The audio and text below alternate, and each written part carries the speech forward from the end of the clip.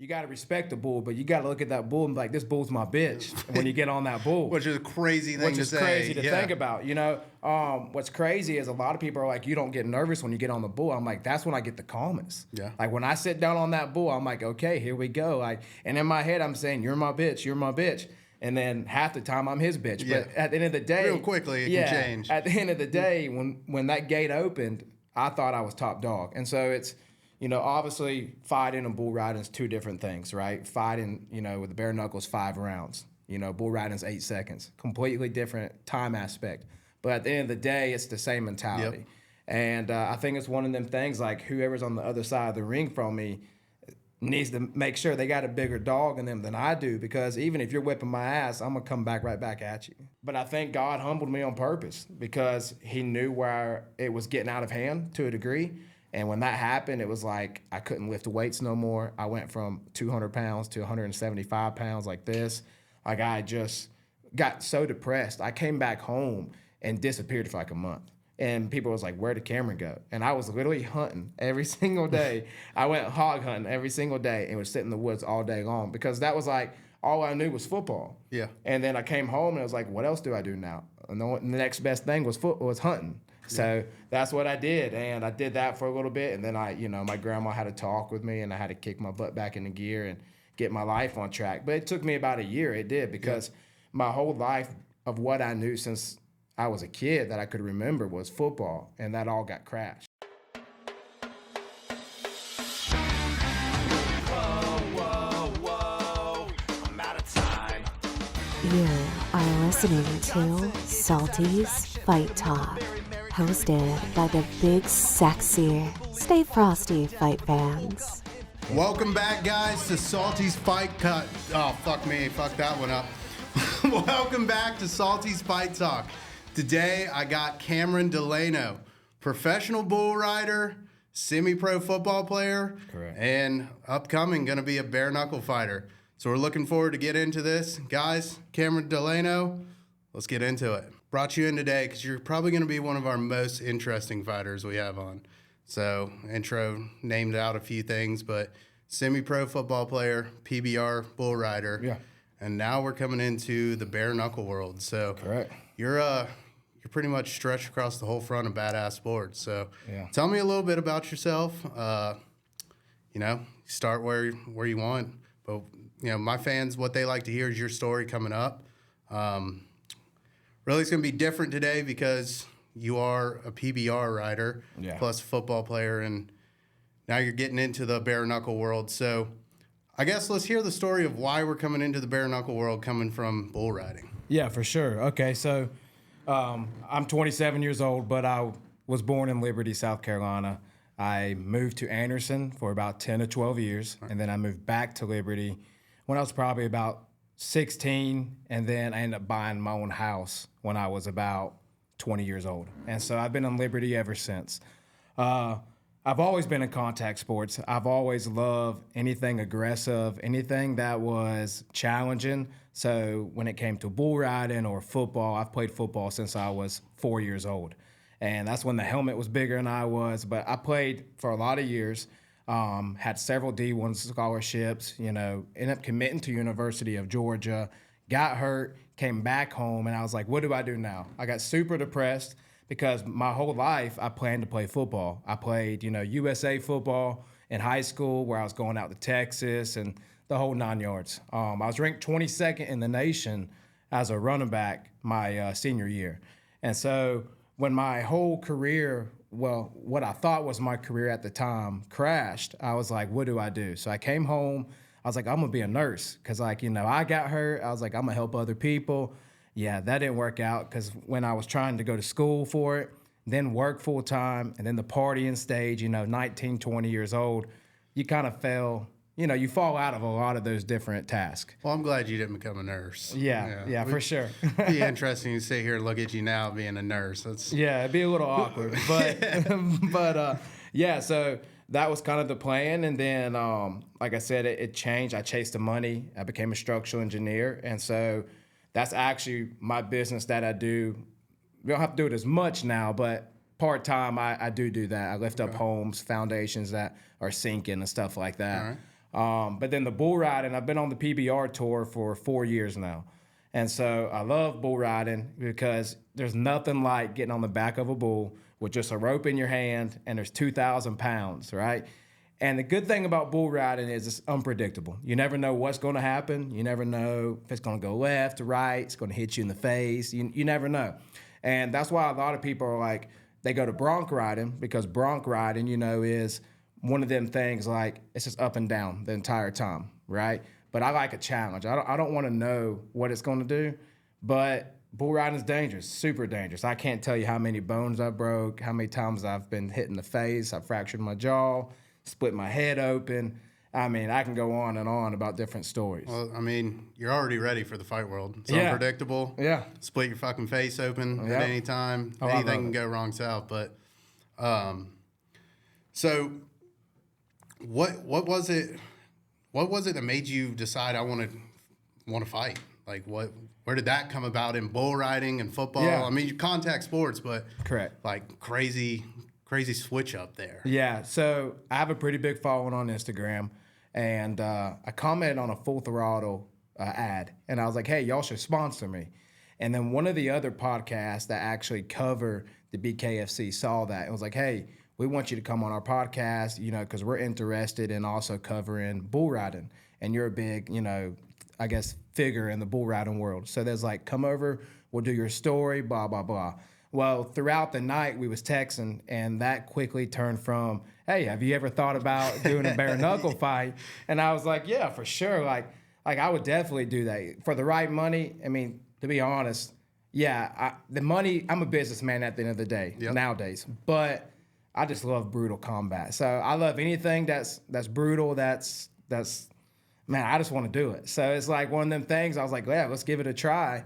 And so obviously, thankfully, I was able to get in the right hands and talk to the right people. And so now we're cooking up some things with the BKFC, a couple other organizations like Matchroom Boxing, TKO, and it's only up from there. So, Yeah, dude, that's going to be really exciting to watch. You're working with one of our fighters that we sponsor, Harrison.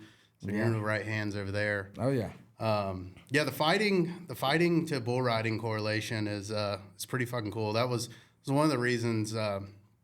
Actually, when Harrison introduced me to you, he's like, "Yeah, man, I'm training this guy, and he's a bull rider, but he's coming over and he wants to fight bare knuckle." I was like, "Fuck, that's interesting." I was like, "Let's get him in. I want to hear this story." Oh yeah. And I was shocked, but also I was like, well, those fucking crazy motherfuckers in bull riding and crazy motherfuckers in fighting. That's what I've come to learn with the fight world. Pretty much anyone I talk to is there's a few little screws missing up there, but It's definitely one of them things. Like, as I've gotten older, I have a little girl that's 5, and so I'm definitely gonna have to, get that inner demon back out in me, because once I had my little girl, it did calm me down a whole lot, because that's my baby. I have a 2-year-old, so I know the feeling. That's my baby. And so it made me a little bit weak, but I do know, like, with this fight coming up, it's a mission, and I definitely don't like losing, and I have a tough chin, and I'm gonna go in there and give it an all-out war. So I'll have to bring a certain side out of me that I've not seen in a long time, but I know I'm capable of doing it. Baby girl just can't watch the fight. Yeah, Just yeah, keep for it. sure. Daddy's innocent. Well, what's crazy is she actually was like, "Daddy, you gonna punch that guy in the face?" And I'm like, "Yeah, you're right, baby. You're right. Yeah, I am. Well, I've mistakenly let my 2-year-old watch bare knuckle fighting. She sat with my brother and me and my dad. Now she does a thing called Bam Bam, where she rocks you in the face with 2 fists. Oh my goodness, So yeah, it's double knockout. brutal. Yeah, it's double knockout. But Every night I lay my girl down to go to sleep, and every time we lay down, she used to ask like, "Can I watch Allie? Can I watch her little cartoons?" And now it's like, "Hey, Dad, can we watch bare knuckle fighting?" And so I'll pull up like past fight cards, and she'll sit there and watch that with me for probably 30 minutes to an hour before she falls asleep. that's awesome. Yeah. Well, you're raising a future fighter. Oh, for sure. That's the question. Will you let your daughter ever go into it? Oh boy, I don't know. She's too tenderhearted. Yeah, she definitely, and she's clumsy. She'll walk across the floor and fall down. So I don't know if that's the best sport for her. Well, she's still 5. She's good. There's a lot of warriors in the girls out there. Oh, for sure. I feel bad for them though. They don't have enough power to knock each other out. By the time the fight's over, their faces are just wrecked. Oh yeah. So I don't know. Putting my daughter in there, seeing some of the girls me and my brother were just watching the other day, and we saw this lady's face, and I was like, she looked like an alien. That was like the fight over in Dubai, like the Britain Hart and who was she facing? I can't remember What was her name? I don't remember, but I follow her on Instagram. Yeah. And them two had an all-out war, and her face at the end of it was pretty. They're incredible to watch. Pretty beat up. I Yeah. mean, everybody's in a stadium. Everybody's on their feet for the women. Might not see a knockout, but they're going to give you, 4 rounds of just absolute brawling. Oh, for sure. So it is pretty awesome. So we're in a stage now. You're switching over. You in a training camp yet at all, or? Yeah, so I'm actually with Harrison Aiken, the headhunter. So we're in a training camp. We're still in talks about numbers and an exact date of the fight, but did get a phone call on the way up here, so we'll see. Well, I can't quite release that yet, but we'll see what comes out of that. Top secret stuff. Yeah. But you'll see here in the next couple of weeks. Yeah, for sure. We should probably know something by this weekend. Sweet. So I'm definitely in a fight camp, but once we know an exact date, it's going to be grind mode for sure. So they got you at fighting at 175. That's what you're trying to go to. Yeah, 175. I mean, I'll fight at whatever weight. Okay, when I say whatever weight, whatever weight. I don't want to go below. Harrison even said maybe 165. I don't want to go 165. I haven't been 165 since the 8th grade. Yeah. So it's one of them things. Like, I'm naturally built pretty big, so I'm sitting 195 right now, but 175 I can do. I can be a ripped 175, but I'll fight at 185, maybe 205. So we'll see. We'll see as time goes on. Switch up weight classes. Yeah. It's always my favorite kind of fighter that'll kind of bounce in between weight classes. It's even better if he can dominate as he's bouncing through those weight classes. For sure. So, yeah, that's a substantial drop, though. So we're looking 20 pounds. So Correct. I'm sure I saw you got a nice sponsorship from a meal prep. I did, the other day. Yeah. Shout out to Fight Ready Meals because they are definitely, like, the brownies, oh my goodness. And the burritos are fantastic. I saw the daughter ripping into the brownies Brownie, right away. she ate like 15 grams of protein. That's perfect. Whenever you can get your protein in. Yeah, for sure. So as you're going through this fight camp, I know you don't. As I talk to fighters, I find out a lot of them getting into it. They got the street fight knowledge. What are you most looking to excel in this fight camp to get you ready for that first fight? Yeah, for sure. I'll definitely say one of the main things I need to work on is head movement. I'm so bullheaded, as they do call me, the bull. The bull. So I am bullheaded that I have a tendency to keep my head on that center line a lot, but it's only going to take one punch. If I connect with that one punch, we're good. But I do have that background of football, so I have the footwork. I was a running back, so I can be very agile if I need to be, and So I feel like one of the main things for me to work on is going to be head movement, and I feel like cardio and everything else will be okay. Harrison's not killing you on the cardio? He's killing me on them runs. He's definitely, them runs are brutal, but it's weird for me because it's one of them things, like if I'm just running, I'm going to get tired. But when I'm doing something that I enjoy, it's like I don't get tired at it. Like even with football, like you could put me on the field, I'll play both ways, right? In semi-pro, I played both ways, started both ways, and played the whole entire game, and was fine.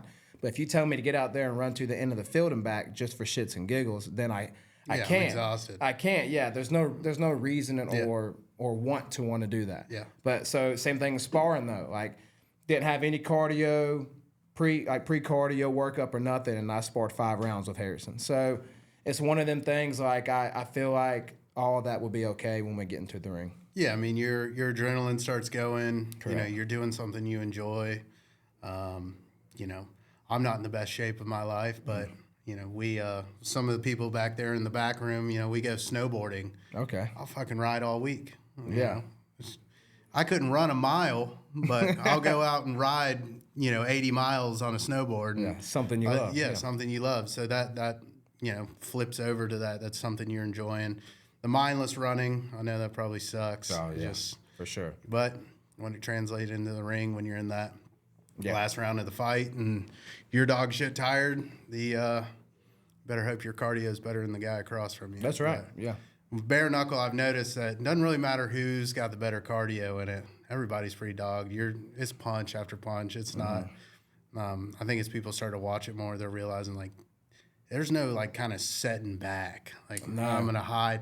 The second you show any of like, oh, I'm tired, the guy across from you's coming. It doesn't matter if he's tired. Correct. And I think the only fighter that I've seen that has really expressed great cardio is Kai Stewart. Yeah, like his cardio has been pretty good. But you got to think most people when they get in that ring, once you're getting punched in the face time and time again, like you're going to get beat down from it. So at that point, it becomes a slugfest. You see them get into corners, become a slugfest where they're bouncing around. Like, I'm coming for war. Whoever it is, let's get it. Let's knock it down. I don't know if you watched the UFC fight this past weekend. Yeah, 314. Yeah, but you look at Michael Chandler. You watch that guy's workout routine. He could run 100 miles and not be sweating. He had 5% body fat. Yeah, they listed that 5% body fat. That's single digit low. That's hard to get. That's hard to get to. Yeah, dude's in incredible shape. Patty caught him with a knee. Yeah, and whooped his tail with a kick, and then it was like you start to see the oh shit kind of I'm fucked. That cardio goes out, breathing heavy. So those are big things. A lot of fans don't always see is like what you have to put in before you even start that fight is insane. And then you get into a dog fight. It doesn't matter how many miles you ran. It's just you're fucking throwing. Yeah, it's a mental game. It's a mental game. It's who's got the biggest dog inside of them. And that's one of them things I've had a mentality since I was little. I played football since I was 4. So that was one of the things, like my biggest mentality was I'm the best on this field. And it took me a far way in football. Yeah. I did the semi-pro. I did Costa Rica overseas. And so it helped me a lot in that aspect of things. But it also helped me in bull riding. Like, you got to respect the bull, but you got to look at that bull and be like, this bull's my bitch when you get on that bull. Which is a crazy thing to say. Which is crazy to think about. What's crazy is a lot of people are like, you don't get nervous when you get on the bull. I'm like, that's when I get the calmest. Yeah. Like, when I sit down on that bull, I'm like, okay, here we go. Like, and in my head, I'm saying, you're my bitch, you're my bitch. And then half the time I'm his bitch. Yeah. But at the end of the day, real quickly it can change. At the end of the day, when that gate opened, I thought I was top dog. And so it's, obviously fighting and bull riding is 2 different things, right? Fighting, with the bare knuckles, 5 rounds. Bull riding is 8 seconds. Completely different time aspect. But at the end of the day, it's the same mentality. Yep. And I think it's one of them things like whoever's on the other side of the ring from me needs to make sure they got a bigger dog in them than I do, because even if you're whipping my ass, I'm gonna come back right back at you, and so. If I step in the ring with someone, even if I experience, and they're like, hey, the guy across from you is a professional bull rider, by the way, I'd probably be like, fuck, does he have an experience? No, still fuck. He's probably gonna have a bigger mentality. So you kind of talked a little bit of how you got into bull riding, but I don't know if you mentioned, did you grow up riding them? Did you have a farm? Like, what was the... I did grow up on a farm, grew up in, big family of rodeo. My aunt and uncle own a rodeo association called Cohen Ranch down in Greenwood, South Carolina. Okay. So I was raised around it my whole life. I tried doing it when I was younger with my mom and not knowing about it, and was getting on bareback horses, steers, all kind of other stuff. But then that's when my mom was like, hey, don't let him do that, because I was in football. And so my mom was like, it's too dangerous. He's going to get killed. So my mom didn't let me until I became an adult. And then I was like, I'm going to do whatever I want. So that's when I started riding again. First bull I ever got on, adult bull, I rode 8 seconds. And I didn't have no spurs on. I just had a glove on, no rosin. And rosin is what is sticky on the glove. I kind of give you a rundown. Like a bull rider puts rosin on his glove, on his rope. And when we tie our hand in, it sticks our hand to that rope. And that's what kind of helps us keep our, hand closed. Grip on it, yeah. And so I didn't have no rosin. It was literally like spur of the moment, last second. I jumped in at a rodeo down in Pickens, South Carolina, and rode 8 seconds. And so after that, it was like, let's keep riding. Like, let's keep doing this. And I rode my next probably 10 bulls, like 8 seconds. And then I started watching YouTube videos and was like, I want to learn more about this. Like, I want to learn how to look better on it, because I was just hanging on for dear life, And when I started doing that, I started getting thrown off a lot of bulls, because then I started creating bad habits for myself. And then I started getting injuries, and then I started doing good again after I, kicked the bad habits to the side, learned the proper technique, start doing good again, and then the injuries, it's hard. When you get on a bull, it's a 50-50 chance that you're going to get stepped on, that you're going to get a blown out knee, break a rib. I mean, 50-50 chance every time you get on a bull. So at the end of the day, it's one of them things like, you got to be able to properly heal from your injuries. If you don't, then them injuries catch up and catch up and catch up. But so my aunt and uncle, they definitely are my go-to people when it comes to rodeo. They're always calling me, like probably 3-4 times a week. Hey, Cameron, when are you coming back down here to ride? And blah, blah, blah. But I love the PBR Association. I love the Rodeo Association. I've helped with Make-A-Wish Foundation with some cancer kids. There was a little kid that I helped that was 2 years old, and I helped with him a lot as well. So That's awesome. Yeah, I love being a good figure for people. So I try to stay in a positive spotlight. You don't want to be caught in some negative absolutely. things. So Well, I mean, dude, that's pretty awesome. Yes, I mean, that'll I had a guy on a couple weeks ago, and it's pretty cool. Why we started this podcast was to highlight people and what they wanted to do. There's guys out there in the fight world, any professional sport, they're there for the money. And he basically told me, I said, what do you want to do once you exceed? Once you're top dog, if you make it there? And his first thing he said is I want to get back to every poor kid that didn't have the chance. I want to help every sick kid that doesn't have the chance to do what I do. that was the guy with the tattoo on his neck. Nightmare, I saw the Justin video. Street. Yep. And like, that's the stuff that everybody sees this fighter, this bull rider, this, and I wanted to get beyond that. I've always loved athletes when I knew who they were, what they are, what they do in their own time, their personal time, how they get back. To hear that story that you were big in Make-A-Wish, that's really cool. That's something special. Those kids will remember you. They'll aspire to be you. It helps the youth. So, some parents might not like the fact that their kid's looking up to a bull rider or a bare knuckle fighter, but hey, I mean, if that's what they want to be in life, that's what they want to be, and they have great figures leading the way. That's what's special about the sport. Yeah, and it feels good. It feels good to know that someone looks up to you. Just like with my little girl, when you're wanted, it makes you feel great in any aspect of life, right? So when you go to these PBR shows and you got these kids wanting to take pictures and do autographs and stuff like that, it does make you feel good. It makes you want to do more and be a better person. It does. But as far as like the Make-A-Wish Foundation, helping them cancer kids, my brother had cancer. He's my older brother, right? So I was very little when he had it, so I don't remember it. But it still hits home, because you see these videos of these little kids, like especially him, he was 2 years old, going through a whole chemotherapy program. And that's rough. As an adult, you hear it all the time, how these adults like cry about it and say it's the worst pain of their life, right? But you got this little 2-year-old being a little trooper about it. And, so, and I also helped another person named Jace that was in Greenville, South Carolina as well, and a couple others. But at the same time, it's like it makes you feel good. And then they, message you all the time. And, it makes me feel good as a person to know that I'm giving back. Yeah. Well, I mean, especially you have a kid, I have a kid. You couldn't imagine those things happening to your kid. Oh, no, I'd be heartbroken. I mean, you'd be heartbroken. I wouldn't be sitting here. I probably wouldn't be doing shit. I'd be at the hospital 24 hours a day. That's right. But to have a figure for them, for those kids, that's huge. Yeah. You're somebody else's, for my daughter, I'm their hero. If I can go be the hero as well for some kid that's in the worst time of his life, correct, I'd be there in a second. Oh, yeah. So it's really cool. I also, I want to turn back around because you got some, you got a bunch of dog fans in here, but there is a Florida Gators fan somewhere in here. Man. But you said you were going to go to the University of Georgia. I did. I committed to University You committed? of Georgia. Yeah. All right. And then I separated my neck. I actually fractured, I don't remember the numbers, but in my back, my neck compressed. I got hit from 3 different angles. And I actually got hurt senior year, and I got told by 3 different orthopedic doctors to quit playing football. There's like, your neck's in bad health. You're at risk of being paralyzed. Well, I got hit one time. And when I got hit, I couldn't move for 5 minutes. It locked me up completely. And so that was a realization, like, okay, I probably, like, I didn't want to, in here, I didn't want to come to a conclusion about it, but my grandma begged me to stop, and my grandma's probably who I'm closest to. Yeah. She begged me to stop, and I was like, Grandma, I'm not stopping. I've been playing since I was 4 years old.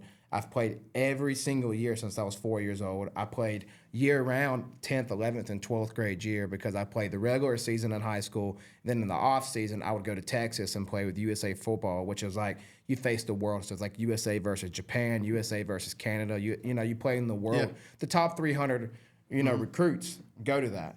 And so I got picked for the overall team. You had the red, white, blue, and silver. Then I got picked on the solid USA Football team, which is the top 60 players. And so I was like, in my head, I was super cocky, ain't gonna lie. Yeah. I was super cocky then, super arrogant. And but that's the way you had to be the best in the sport. And Any sport. And so, but I think God humbled me on purpose because he knew where it was getting out of hand to a degree. And when that happened, it was like I couldn't lift weights no more. I went from 200 pounds to 175 pounds like this. Like I just got so depressed. I came back home and disappeared for like a month.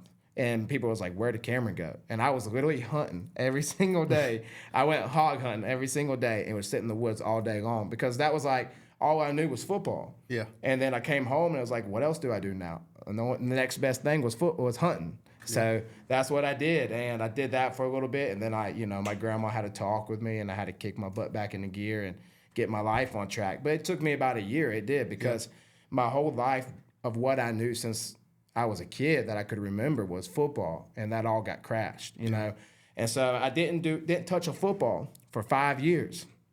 After I came back home, I went to go help coach my old high school team. It was a travel team. So I went to go help them coach because he asked me to come out and coach the running backs and with the linebackers. And so I was like, okay, yeah, for sure. So I came back out there. Well, one of the other coaches had just came back from semi-pro. And he was telling me about it. And I was like, oh, I got that itch. And I had not ran in 5 years. Not ran on a treadmill, didn't do nothing. And I still ran a 4.5 laser 40 at the tryout. And so I was like, okay, I still got it, right? Let's go. Yeah. And so I was like, it's been 5 years. My shoulders are feeling good. I got back in the gym. I was like, I'm doing better now. And so I did that. And then my first year in semi-pro, I led the whole conference in rushing yards. Oh, yeah. Yeah. So, and then, of course, I played several years. That was 4 years ago. And so I played, 3 years ago. I played 3 seasons. And so did that. And then this last year, I got hit again, and I felt that same pain in my shoulder that I felt, and I was like, "Yeah, okay, I'm getting too old. Let's call this quits." That happened in Costa Rica last February. Really? And so I was like, you know what? I'm gonna come home. Well, then USA reached out to me again. The USA team reached out to me and was like, "Hey, we're gonna be in the World Olympics in Greece in this July," and they wanted me to come be the running back because I was their starting running back in Costa Rica. And I was like, man, that would be great. And I thought about it, and I was like, man, I got so much other things going on. And football, at the end of the day, it's like I don't want to go NFL. I don't want to do any of that. I'm kind of rooted where I'm at because of my kids. Yeah. And so I was like, you know what? I just got to give it up. And so I actually went and played in a local semi-pro football game a couple weeks ago. You probably saw me that post on your it. story, Yeah. yeah. I posted it. My face was all bruised Yeah. up. Yeah. So, yeah, I get the itch every now and then to go play just because it's like I still dominate at it. So it's like I love to do it. Yeah. I still go out there. I still score. I still, they call me Christian McCaffrey Jr. They call me CMC Jr. is what they call me. And I love it. But at the end of the day, I got to weigh out what am I going to do, right? And so the bull riding is I love the bull riding, but I'm getting beat up from that. But I'm still going to do some shows. You didn't switch to a sport no. that's not going to beat you up. But yeah. But see, the thing is, you fight, you recover. Yeah. Right? Football, Get some downtime. you play every single weekend. Yep. And it takes me a week to recover. Yep. So right as I'm recovering, I'm already getting hurt again. And so it was one of them things like, I got to pick something where I have a little bit more downtime to recover. Yeah. But I'm also the type of person, I can't just sit at home and not do anything. Like I got to constantly be doing something that challenges me or just something, athletic. And I learned that through you just following you on it. I mean, Yeah. you're calling people out every calling other people day. out. I Yeah, love Bryce Hall. Let's go, baby. Yeah, you heard it here on Salty's Fight Talk, Bryce Hall. Let's go. Yeah. Yeah. Rumor is after I get this win on this first fight, Bryce Hall's my second match. So y'all stay tuned for that. I'm pumped for that. If that happens, I'll go shit where it is. I'm flying to watch it. Oh, for sure. We've already talked to some insiders. So that's the plan, but we'll see. We'll see. Speaking on that, just you going on football, man, I was bringing it up. I've watched the local semi-pro football teams play. Yeah. That was the most brutal fucking football game there's dudes getting carried off by the ambulance. Like, we were kind of sitting there like, holy They call it 37U football. Yeah, like around I was here, like, these fucking guys are gonna die. Yeah. I mean, the first play as a kickoff, guy went to return it and got split in half. And I'm like 11 or 12 at this time, and I still can hear That the crack. pads cracking, and the dude just split in half, laying on the ground. I was like, well, this is different. These are some old fellas beating the shit out of Well, each you got other. to think, those are most of them players are people that used to play college ball or used to play NFL arena overseas, right? And so a lot of them, the only reason they're still playing at that age and at this point is because, for one, they either got kicked off a team, right? Yeah. Let's be honest. They just got out of prison, or I'm serious, or they just doing it because they love football. And so when you get them three things on a field, it's some hard hitting, fast paced ball.